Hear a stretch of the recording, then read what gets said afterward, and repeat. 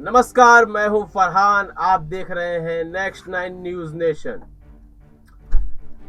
पैगंबर मोहम्मद सल्लल्लाहु अलैहि वसल्लम के संबंध में बीजेपी प्रवक्ता नुपुर शर्मा ने बहुत ही गलत बातें कही, अभद्र टिप्पणी की, जिसको लेकर मुस्लिम समुदाय सड़कों पर उतरा प्रदर्शन करने के लिए। और प्रदर्शन यह इसलिए था कि नुपुर शर्मा को गिरफ्तार किया जाए, सजा मिले।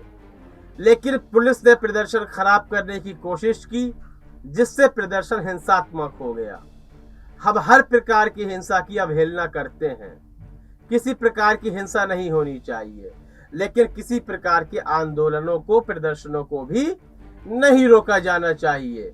लगातार निंदा होती रही इन हिंसात्मक प्रदर्शनों की। इतना ही नहीं, लोगों के घर में बुलडोजर भी चलाए गए जो उस प्रदर्शन में शामिल थे, जिनको देखा गया कि वह हिंसा कर रहे थे। बुलडोजर चलाए गए। सरकार ने न्यायालय का कार्य बखूबी निभाया। चलिए, न्यायालय को भी आराम देना आवश्यक होता है, जरूरी होता है। सरकार को कुछ ज्यादा काम भी कर लेने चाहिए। लेकिन बिहार के आरा में विश्व हिंदू परिषद, हिंदू युवा वाहिनी जो कि योगी आदित्यनाथ का ही विंग है, और बजरंग दल, एबीवीपी के नेता और कार्यकर्ताओं ने एक बड़ा आंदोलन किया। वह नुपुर शर्मा के पक्ष में था।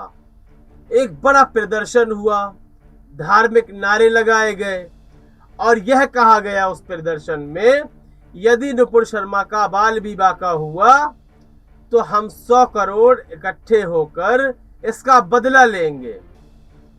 लगातार भड़काने वाला यह प्रदर्शन था। भड़काया जा रहा था अगले समुदाय को भी और अपने समुदाय को भी। यह प्रदर्शन, इस तरह के प्रदर्शन हिंसात्मक प्रदर्शन में बदल जाते हैं। बाद में लिंचिंग की घटनाएं सामने आती हैं, लेकिन पुलिस की हिम्मत नहीं थी कि इस प्रदर्शन को रोक देती। खुद योगी आदित्यनाथ का जो विंग है, हिंदू युवा वाहिनी, उसके कार्यकर्ता, उसके नेता शामिल थे। लेकिन पुलिस की हिम्मत नहीं थी कि इनको बोल देती कि आप यह किस तरह का प्रदर्शन कर रहे हैं। एक प्रदर्शन इसलिए हो रहा है कि उसकी धार्मिक भावनाओं को आहत किया गया, तब उस प्रदर्शन को रोका जा रहा है, लाठीचार्ज की जा रही हैं। और यह प्रदर्शन इसलिए हो रहा है कि एक अपराधी को जेल न भेजा जाए, एक अपराधी के संबंध में किसी तरह की टिप्पणी न की जाए। तब पुलिस मूक बनी देखती रहती है और यह प्रदर्शन चलता रहता है। धार्मिक नारे लगाए जाते हैं, दूसरे धर्म के संबंध में अभद्र टिप्पणियां की जाती हैं, धार्मिक झंडे लहराए जाते हैं। यह कार्यक्रम लगातार चलता रहता है। आरा में गली गली में घूम घूम कर यह कार्यक्रम किया जाता है। उससे पहले एक बहुत बड़ी सभा होती है, लेकिन पुलिस इस तरह की हिंसात्मक सभाओं को, हिंसात्मक रैलियों को रोकने में नाकाम रहती है। और नाकाम कहना गलत होगा, पुलिस इनको सपोर्ट करती हुई नजर आती है, जैसा कि कर्नाटक में भी देखा गया। क्या यही देश का सेक्युलरिज्म है? क्या यही देश में विविधताओं में एकता है? या यह देश तानाशाही की तरफ जा रहा है? या इस देश को अराजकता की तरफ ले जाना है? क्यों इस तरह के संगठन उतरे?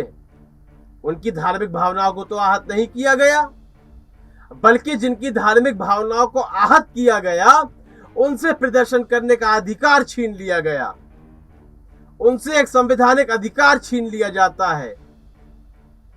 बल्कि खुद राज्य सरकार न्यायालय बनकर, न्यायालय का जो रूप होता है वह धारण कर लेती है और खुद बैठकर फैसले सुनाती है। आखिर यह दोगला व्यवहार क्यों? यह सवाल है आज की सरकार से, आज जनता से यही सवाल है। क्या यह दोगला व्यवहार देश में चलता रहेगा? क्या इस दोगले व्यवहार के चलते देश का सौहार्द नहीं बिगड़ जाएगा? आखिर कब तक एक अल्पसंख्यक समुदाय इस तरह के व्यवहार को सहेगा?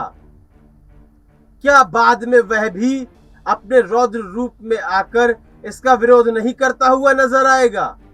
यह सवाल है आप लोगों से। इसका जवाब कमेंट सेक्शन में अवश्य दें। कार्यक्रम को लाइक करें, ज्यादा से ज्यादा शेयर करें और चैनल को सब्सक्राइब अवश्य कर दें। तब तक के लिए इजाजत दीजिए। धन्यवाद।